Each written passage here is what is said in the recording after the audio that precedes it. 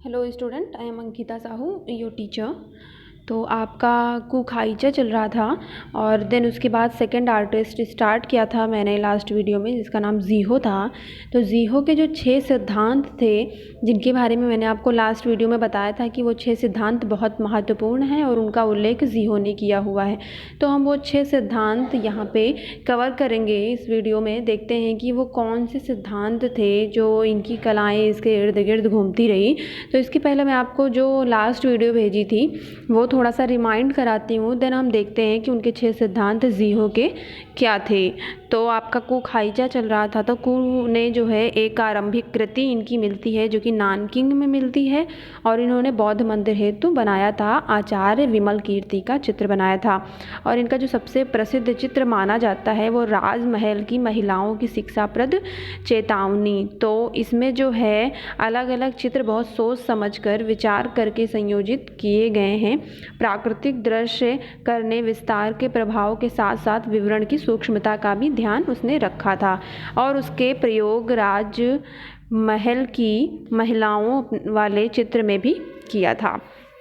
तो ये जो इनका दृश्य चित्रण था, जो बता रहे हैं कि बहुत सूक्ष्मता के साथ करते थे ध्यान देके, तो वो जो है इनकी जो राजमहल की महिलाओं की शिक्षाप्रद चेतावनी वाले चित्र में देखने को मिलता है। 12वीं सदी के एक राज की कैटलॉग में कुल 9 कुंडली चित्रों का उल्लेख हुआ है जो कू के हैं। तो अब आपका सेकंड जो था वो ज़ीहो है। तो ज़ीहो देखते हैं, 5वीं सदी के अंत तथा 6ठी सदी के आरंभ में ज़ीहो नामक प्रसिद्ध चित्रकार कलाकार हुआ। उसने कला के सिद्धांतों पर 526 से 550 ईस्वी में एक लेख लिखा जिसका शीर्षक था कु हुआ पिल्लू, अर्थात चित्रकारों का प्राचीन वर्गीकृत अभिलेख। तो इन्होंने एक लेख लिखा, तो इनका जो कला का सिद्धांत है उन पर आधारित था। तो ये जो है 526 से 550 ईस्वी में किया, और इसका जो टॉपिक था, शीर्षक था, वो क्या था, कु हुआ पिल्लू। तो इसमें जो है चित्रकारों का वर्गीकृत अभिलेख किया हुआ था। तो इसमें जो है खाईचा के विचारों का ही विकास हुआ है, और 6 राजवंशों के समय कलाकारों का व्यक्तित्व जो है वो अनाम नहीं रहा और उनकी अलग पहचान बनी। कलाकारों के गुणवान संबंधी साहित्य की रचना आरंभ हो गई। जो कलाकार, पहले आपको बताया था कि कलाकारों का महत्व कम था, तो इस टाइम पे 6 राजवंश के टाइम पे बता रहे हैं कि उनका जो व्यक्तित्व था वो कैसा था, अनाम नहीं रहा। मतलब सबके जानने में कलाकार आने लग गए थे, उनकी एक नई पहचान बन गई थी। तो 6 सिद्धांतों का उल्लेख इन्होंने किया हुआ है, और उसी के कारण यह लेख बहुत प्रसिद्ध हुआ, जिसका शीर्षक था क्या, कु हुआ पिल्लू। और चीन की समस्त कला इन्हीं के इर्द गिर्द घूमती हुई नजर आती है। तो हम देखते हैं कि कौन से 6 सिद्धांत थे ज़ीहो के।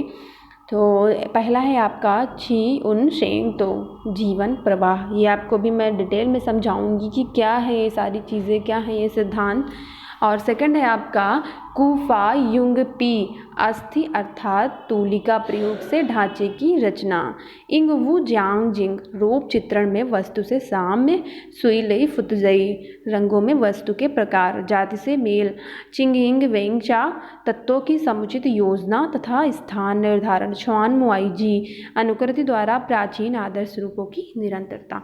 तो ये 6 सिद्धांत है जिनके चाइनीज़ नेम दिए हुए हैं आपके लेफ्ट हैंड साइड में, और राइट हैंड साइड में जो है उनके बारे में हिंदी में दिया हुआ है कि इसका मतलब ये होगा। तो आपको इनका जो डिटेल में समझाती हूँ कि ये सिद्धांत क्या थे और क्यों इन्होंने लिखे थे। तो पहला है आपका छी उन शेंग तुंग, जिसका मतलब है जीवन प्रवाह। तो इन 6 सिद्धांतों की अनेक, इन्हें मुख्यतः निम्नलिखित रूप में समझा गया है, जो 6 सिद्धांत इन्होंने लिखे थे। तो ये जो हमारे 6 सिद्धांत बताए गए हैं भारतीय चित्रकला में, षडंग आप सभी को पता होगा, आपने फर्स्ट ईयर में पढ़ा होगा, रूप भेद प्रमाणानि भाव लावण्य योजनम सादृश्य वर्णिका भंगम इत्र चित्र षडंगकम। तो ये आपका जो सूत्र था षडंग का, उसी से ही रिलेटेड है ये 6 सिद्धांत इनके, बस इनका थोड़ी सी चीज़ें अलग हैं, और हमारे जो सिद्धांत थे भारतीय 6 सिद्धांत जिनको हम षडंग कहते हैं, वो थोड़े अलग थे। तो इनके जो 6 सिद्धांत थे उनके नाम मैंने आपको बता दिए हैं, चाइनीज़ नेम भी बता दिए हैं, और हिंदी में भी उनका मतलब बता दिया है। अब हम उनका उल्लेख पढ़ते हैं कि क्या है। तो प्रथम सिद्धांत में छी का अर्थ है विश्वात्मा, जो सबका प्राण है, जीवन है, वही वृक्षों में विकास है, जल में प्रवाह है, मनुष्य में बल है। चित्रकार को इस तथ्य की अनुभूति करते हुए चित्रांकन करना चाहिए। तो पहले सिद्धांत में इन्होंने अनुभूति के बारे में बताया है और जो छी का अर्थ बताया वो क्या है, विश्व आत्मा जो सभी का प्राण है। छी जो है वो सब में होता है और बता रहे हैं कि ये गुण है कि जैसे वृक्षों में विकास होता है और जल में प्रवाह होता है और मनुष्यों में बल होता है, तो चित्रकार को इन्हीं गुणों के साथ ही, जो उनके गुण होते हैं उनके साथ ही चित्रण करना चाहिए। तो इनका जो दूसरा सिद्धांत है उसमें इन्होंने तूलिका संचालन बताया है। आपको बताया था कि तूलिका से ढांचे की रचना। इनका दूसरा जो सिद्धांत है वो किस पे आधारित है, ब्रश पे आधारित है और इन्होंने उसमें संचालन मतलब उसकी प्रक्रिया बताई है कि तूलिका को किस प्रकार यूज़ करना चाहिए। तो इनका कूफा युंगपी था जो दूसरा सिद्धांत था। तो इन्होंने जो है ये बताया है कि जब हम तूलिका का संचालन पर निर्भर है जो चित्र की श्रेष्ठता का निर्धारण करता है। मतलब जिस प्रकार आप ब्रश की हैंडलिंग करोगे उसी प्रकार आपका चित्रण बनेगा। तो कलाकार जब विश्व आत्मा का अनुभव अपने हाथों की उंगलियों में करता है तूलिका पर उसी का प्रभाव पड़ता है। तो ये बता रहे हैं कि जो चीज़ आप बना रहे हो अगर उसका अनुभव करोगे, एक्सपीरियंस लोगे, तो आपकी जो हाथ की उंगलियां हैं वो उसी प्रकार तूलिका पे प्रभाव डालेंगी, उसी प्रकार कार्य करेंगी।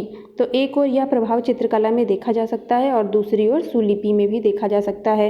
तो ये जो तूलिका का संचालन है वो कहाँ पे, चित्रकला में देखा जा सकता है। और दूसरा इनकी जो लिपि थी, जो आपको बताया था कि इनकी लिपि जो है वो चित्रों की भांति थी, चित्रलिपि कहते हैं, तो वो चित्रों में भी देखने को मिलती है।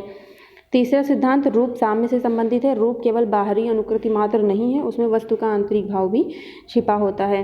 तो ये जो तीसरा सिद्धांत है वो किससे, रूप से संबंधित है। तो किसी चीज़ को बाहरी अनुकृति मतलब बस देखा सामने और उसकी अनुकृति कर दी, कॉपी कर दी, तो वो नहीं है। उसमें वस्तु का आंतरिक स्वभाव भी होता है, उसके अलग अलग भाव होते हैं हर एक वस्तु के। तो उसी प्रकार चित्रण करना चाहिए। जैसे इसमें एग्जाम्पल बताया है कि जैसे इस प्रकार एक साधारण अभिनेता द्वारा राजा का अभिनय ठीक ठाक नहीं किया जा सकता, उसी प्रकार रूप का मर्म जाने बिना रूप का भी ठीक ठाक चित्रण नहीं किया जा सकता। जैसे कोई भी साधारण व्यक्ति है जिसने राजा को देखा ही नहीं, या फिर राजा की जो कोई भी जो पूर्व वीडियो होंगी या कुछ भी क्लिप होंगी या कुछ भी उस राजा को ही देखा ही नहीं, तो कोई साधारण अभिनेता कैसे उसका अभिनय कर सकता है जब उसको राजा के बारे में पता ही नहीं। तो यही कह रहे हैं कि जब तक हर एक चीज़ का रूप मर्म नहीं जान लेते तब तक उसका ठीक ठीक चित्रण नहीं किया जा सकता। चौथा सिद्धांत वस्तु के प्रकार के अनुसार रंग का निर्धारण करता है, अर्थात रंगी जाने वाली वस्तु के सामान्य रंग को ही महत्व देना चाहिए। तो इसमें है सुई लई फुतजाई, जिसमें है रंगों के वस्तु के प्रकार या जाति से मेल। तो ये जो है इसमें रंगों की प्राथमिकता बताई है कि जिस प्रकार आपको सामने वाली चीज़ें दिखती हैं उसी प्रकार हम चीज़ें बनानी चाहिए, रंग का निर्धारण करना चाहिए। अब आपको बनाना पीला दिख रहा है, आप उसको रेड कलर से बना दोगे तो वो लगेगा ही नहीं। वहीं आप थोड़ा सा शेप गड़बड़ कर दोगे बनाना का, लेकिन येलो कलर भर दोगे तो आपको लगने लगेगा सामने ही। तो जो उसका मूल रंग है उस पर ध्यान देते हुए, रंगों की प्राथमिकता पे ध्यान देते हुए उसी दृष्टि से काम करना चाहिए। यह सिद्धांत केवल रंगीन चित्रों पर ही लागू होता है, क्योंकि केवल काली स्याही से बनाए जाने वाले दृश्य चित्रों का इसके अंतर्गत विचार नहीं किया जा सकता। तो इस सिद्धांत में जो रंगों का सिद्धांत इन्होंने बताया है सुई लई फुतजई, तो ये सिद्धांत केवल रंगीन चित्रों पर ही काम करता है, क्योंकि जब हम रंगीन चित्र सामने देखेंगे तो उसी में रंगों का निर्धारण करेंगे। अब काली चीज़ें बनी है, काली स्याही से बनी है, तो उसमें रंगों का निर्धारण तो कर नहीं सकते। तो यही कह रहे हैं कि जो काली स्याही से चित्र बनाए गए हैं इसके अंतर्गत विचार नहीं किया जा सकता। तो आपका ये अभी आपको मैंने 4 बताए हैं और अभी आपके बाकी हैं 5 और 6, वो मैं आपको नेक्स्ट वीडियो में बताऊंगी। और इस वीडियो से रिलेटेड अगर आपको कोई चीज़ें नहीं समझ में आ रही हो तो मुझे मैसेज करें या जूम मीटिंग पे मेरे साथ डिस्कस करें। Thank you.